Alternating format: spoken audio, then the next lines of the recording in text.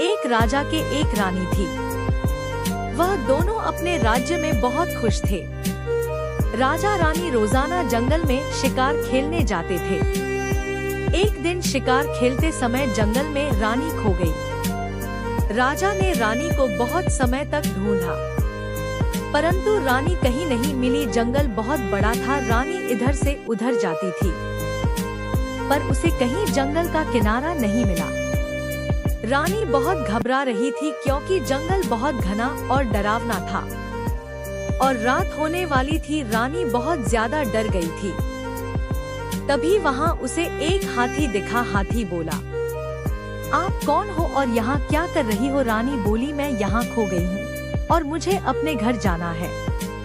हाथी बहुत चालाक था, उसने एक तरकीब लगाई और सोचा कि मैंने अगर रानी को जंगल से बाहर जाने का रास्ता बता दिया तो रानी बाहर चली जाएगी और मैं अपना दोस्त कैसे बनाऊंगा। हाथी रानी को अपना दोस्त बनाना चाहता था और उसी से शादी करना चाहता था। हाथी और रानी कुछ दिनों तक जंगल में साथ रहने लगे और दोनों खूब मौज मस्ती करने लगे। वे दोनों एक दूसरे से खूब खुश थे।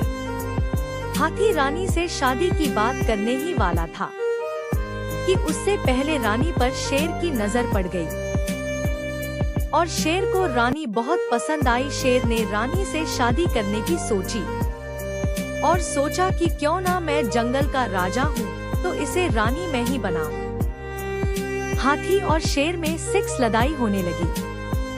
तभी वहाँ रानी को ढूंढते हुए राजा एक पहुँचा और राजा को शेर ने मार दिया। राजा को रानी ने शेर से मरवा दिया क्योंकि रानी धोखेबाज थी और वह हाथी से प्यार करती थी और शेर को बॉयफ्रेंड बनाना चाहती थी। इस प्रकार जंगल में खौफ का माहौल बनने लगा और सभी जानवर रानी से डरने लगे क्योंकि रानी जंगल पर राज करना चाहती थी और सभी पत्रकारों पर अत्याचार करने लगी। रानी के इस व्यवहार से सभी जानवर दुखी हो गए। ये सब देखकर सभी जानवर जंगल में रहने वाले ऋषि के पास चले गए और बोले, महाराज जी, जंगल का सर्वनाश होने से बचा लीजिए।